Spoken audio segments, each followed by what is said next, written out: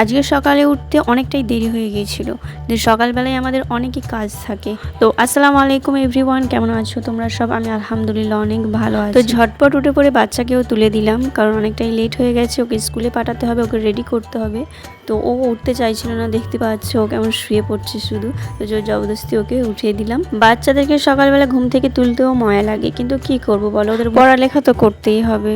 তো যাই হোক, তো ওকে তুলে ফ্রেশ করে ওকে আমি খেতে দিয়ে দিয়েছিলাম, ও একা একাই খাচ্ছিল। তারপরে ওকে স্কুলের জন্য রেডি করে দিলাম। তোমাদের দাদাভাইকেও টিফিন করে দিয়েছিলাম খেয়ে কাজে বেরোবে বলে, তো উনি ওইটা খায়নি, কারণ ওনার দেরি হয়ে গেছে আজকে। তো ওইটা আমি খেয়ে নিলাম। তারপর আমিও রান্নায় ব্যস্ত হয়ে গেলাম। আজকে দুপুরের রান্নায় ছিল সয়াবিন আলুর তরকারি আর একটু মাংস রান্নাও করেছিলাম।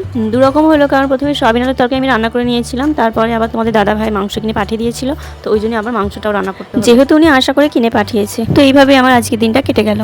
তো আজকের ভিডিওটা আমি এখানেই শেষ করব। ভিডিওগুলো যদি তোমাদের ভালো লাগে তো সাবস্ক্রাইব করে পাশে থেকো।